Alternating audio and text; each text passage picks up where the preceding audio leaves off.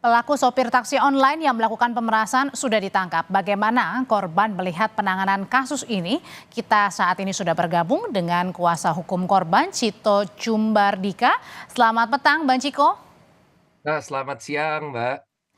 Ya, Bang Ciko, sebelumnya sampaikan juga turut keprihatinan kami ya, Bang, atas peristiwa yang menimpa klien Anda. Terima kasih. Ya, Bang Ciko, kalau gitu langsung saya mau mulai. Sebenarnya gimana sih awal peristiwa ini terjadi yang dialami klien Anda, Bang? Ya, memang peristiwa ini sangat tidak diduga ya sama klien kami, bahwa seperti biasa dari klien kami ingin pulang, sudah malam menggunakan biasa online, transportasi Jam online. berapa itu, Bang, malamnya? Sekitar pemesanan itu jam 20:27. Oke, cukup malam ya, sudah malam itu ya? Ya, 8:30 bisa dibilang ya. Mhm. Tapi memang ketika klien itu masuk, klien memang muncul kecurigaan, Mbak. Mhm. Apa muncul kecurigaan itu ketika tidak di-pick up sama driver-nya.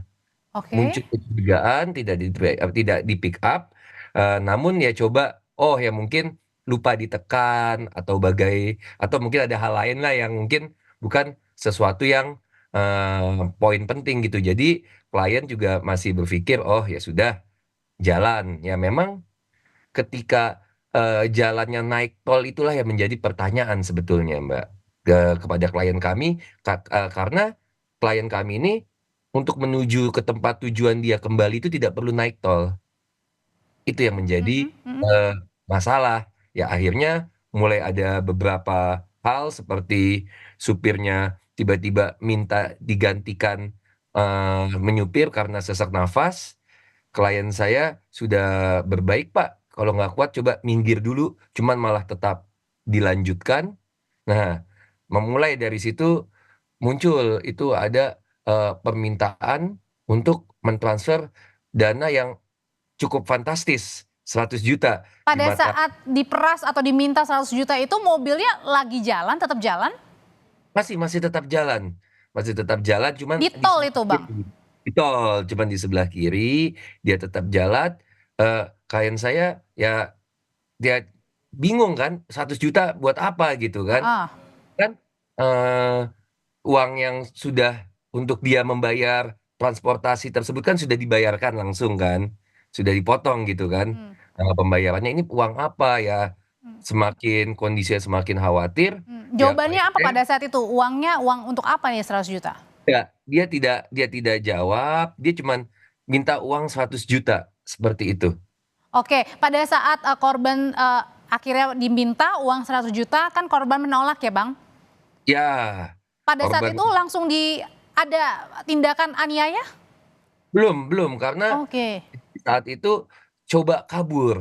Jadi klien kami coba untuk kabur, dia keluar dari mencoba keluar, sempat berhasil keluar dari mobil, Mmm, minta tolong tapi tidak ada orang karena posisinya di tol.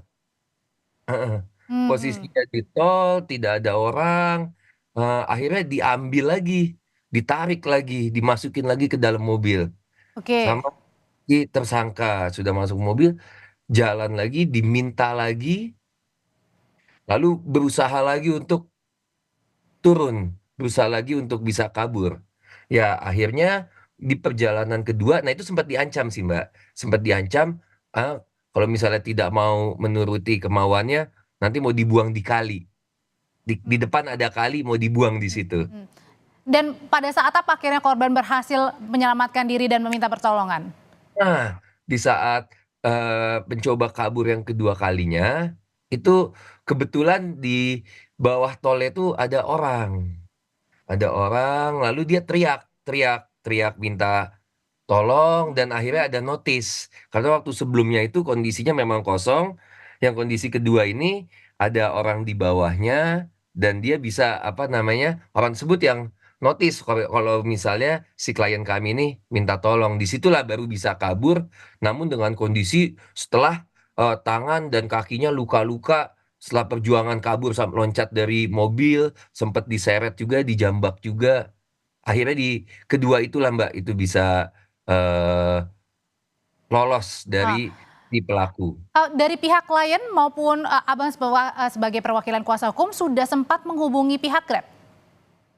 Sudah, kami sudah menghubungi pihak Grab, Responnya? ya responnya, awalnya kami belum mendapatkan respon langsung, namun, setelahnya akhirnya pihak Grab langsung menghubungi kami, lalu kami juga langsung berkoordinasi sama pihak Grab. Pihak Grab juga menawarkan beberapa bantuan ya, dia menawarkan, konseling kepada klien kami, dia juga menawarkan, apa namanya, transport dengan di-driver-i oleh wanita, Mmm, juga keamanan, serta tempat tinggal juga, ditawarkan kepada klien kami. Namun klien kami, pada saat ini memang tidak membutuhkan hal tersebut, Mbak. oke. Dari klien kami hanya ingin keadilan ini bisa ditegakkan, bahwa Oke. memang, pelaku bisa diproses, hanya itu saja yang diinginkan oleh klien kami, Mbak. Dan saat ini, klien Bang Cito sendiri gimana keadaannya?